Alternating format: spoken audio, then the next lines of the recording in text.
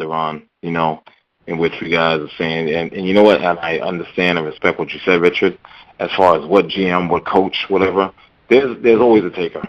There's always a taker. And let me just say this. There's always a taker, and depending on the type of deal, there's always going to be a taker.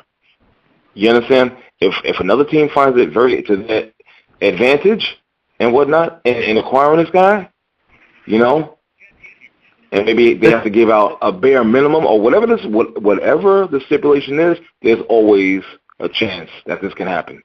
Listen, the numbers are there. He's a guy who would get 20 points. Mm-hmm.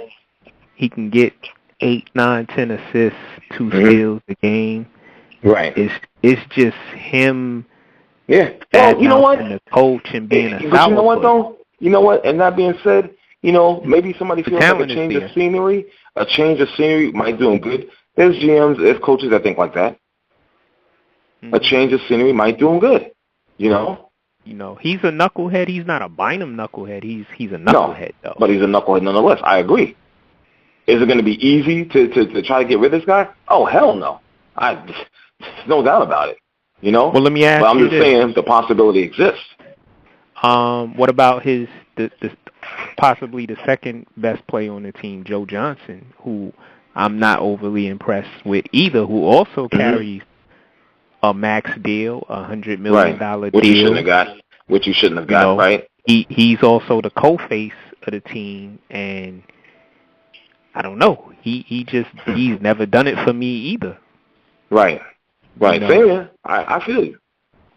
Do you trade him, or do you keep him, or do you try to get rid of both of them? And after you get rid of them, you're left with Brook Lopez, who's always injured. So who's going to be the face of your team? And also, they shot themselves in the foot because of the upcoming free agency that's coming up. Mm-hmm. Right. In 2014. There's going to be some players available after 2014 and in 2015. Mm-hmm.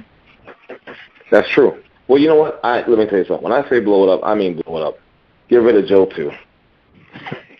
Sorry. Get rid of Joe, too.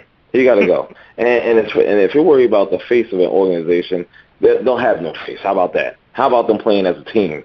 Even if you bring inexperienced guys in, guys that haven't really got that much burn being on different organizations, and they play together as a team and play hard, we might see some different results. Maybe they'll lose, but maybe they won't get blown out. Well, you know what? People always say this, and I'm not condemning anybody, any of us, because we're rather intelligent about our sports. Everybody on this call, but people always want a superstar in New York. They're in Brooklyn. They just opened that stadium not too long ago. No, I get it. Mm-hmm. The owner wants to challenge the Knicks for the city. He wants this to be the premier basketball team in New York. Well, guess what, my friend? It's not happening. It damn sure ain't happening currently. That's for sure. Yeah, that's right. In New York, and also, they fight over a Megan-filled dead body. Ain't nothing to fight over. You both suck. And also, they got that new arena. So signing a Deron Williams, signing a Joe Johnson, bringing in a Kevin Durant and Paul Pierce, that's also strategic towards keeping fans in the seats. This is true, but it hasn't worked out. It hasn't. I agree with you. It hasn't worked out. That's all legit, what you just said, but it hasn't worked out. You understand? I wouldn't have signed them two old guys. Let me tell you something. I love Garnett and Pierce, but the citizens of Brooklyn should be happy to have an NBA basketball team in their borough. You understand? Mm-hmm. They are. Every night.